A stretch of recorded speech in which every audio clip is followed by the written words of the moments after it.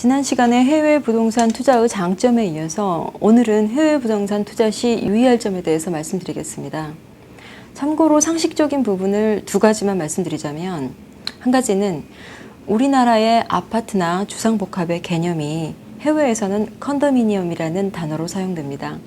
즉, 해외 부동산을 접할 때 컨도미니엄이라는 단어가 나오면 이는 한국의 아파트 개념이라고 생각을 하시고 국내 지방에 있는 콘도와는 전혀 다르다는 점을 이해하시면 됩니다. 두 번째는 해외 부동산을 접하다 보면 프리홀드, 또 리스홀드라는 용어가 나옵니다. 쉽게 말씀을 드리자면 프리홀드는 소유권을 의미하고 리스홀드는 60년 임대, 90년 임대 같은 임대권을 의미합니다. 해외 투자를 하시면서 이러한 용어들과 많이 친숙해지실 겁니다. 해외 부동산 투자에는 많은 유의점들이 있지만 일반적인 사항은 오늘 생략하기로 하고, 여러분들이 반드시 아셔야만 하고 한국의 부동산 제도와는 확연히 차별성을 가진 몇 가지 점들만 오늘 말씀드리겠습니다. 해외 부동산 분양 광고를 보면 보통 70%에서 80% 정도의 대출이 가능하다고 합니다. 과연 이 대출이 그 부동산만을 담보로 해서 가능한 걸까요? 그 대답은 NO입니다. 투자자의 재정적 수입이나 또 금융기관의 신용도가 낮다면 70%가 아닌 40% 정도로 대출 비율이 줄어들 수도 있습니다. 이 점은 너무나 상식적이면서 또 가장 중요한 사안인데 한국의 부동산 분양 방식과는 확연히 다른 점입니다. 한국의 경우 아파트 분양 시 60% 정도 대출을 해준다고 하면 그 부동산만을 담보로 대출을 해주지만, 외국의 경우는 훌륭한 프로젝트라고 할지라도 개인 투자자의 신용도와 수입에 따라 30%에서 90%까지 각기 다른 대출 비율을 갖게 됩니다.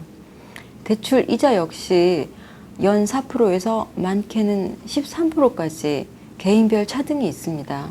다시 말씀드리지만 투자자 본인의 신용도와 또 재정적 수입 의존도에 따라서 대출 비율과 이자는 달라지는 것입니다. 해외 부동산이 수익이 난다고는 하지만 중도금의 대출 비율이 낮거나 또 대출 이자가 지나치게 높거나 해서 레버리지 효과를 보지 못할 경우에는 기대와는 전혀 다른 낮은 수익을 얻게 됩니다. 무조건 70%나 80%의 대출이라는 말만 믿고 투자하시기보다는 계약하시기 전에 반드시 본인의 충분한 자금 여력 상황, 또 대출 절차와 자격 요건, 대출 비율과 이자율 등을 확인하시기 바랍니다. 다음은 소유권 문제인데요.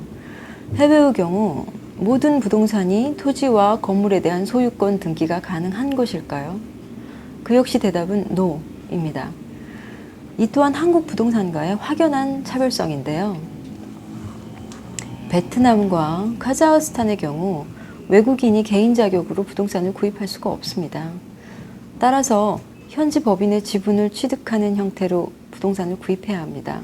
물론 이에 따른 현지 법인 설립을 위한 별도 추가 비용이 든다는 점, 그래서 수익률 계산 시 이러한 비용과 시간과 노력도 적용해야 한다는 점도 아셔야 합니다. 캄보디아의 경우는 자국민 또는 지분 51% 이상을 가진 캄보디아 현지 법인이 부동산을 소유할 수 있도록 되어 있습니다.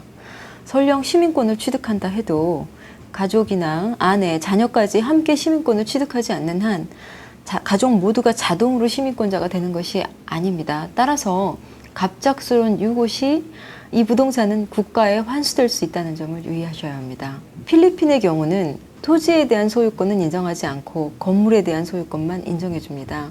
토지의 경우는 30년, 50년 임대의 형태로 사용하게 됩니다. 중국의 경우 지난해 7월 21일부터 1년 거주 요건을 갖춘 외국인에 한해서 집 한 채를 살 수 있도록 하는 외국인 아파트 구매에 대한 규제가 적용되고 있습니다. 급격히 오르던 중국 부동산 가격의 거품이 어느 정도 빠지고 있는 이유도 여기에 있습니다. 싱가포르가 말레이시아의 경우 유일하게 동남아에서는 가장 안전하게 토지와 건물 모두 소유권 이전이 가능한 국가이기도 하지만, 경우에 따라서는 토지가 소유권이 아닌 50년 임대 또는 99년 임대인 경우도 있으니 확인하시기 바랍니다. 많은 투자 유의점들이 있지만 특별히 유의하셔야 될 한국과의 확연히 다른 차별성 두 가지를 말씀드렸습니다. 다음 시간에는 요즘 각광받고 있는 말레이시아 부동산에 대한 특징과 유의점들을 알려드리겠습니다. 감사합니다.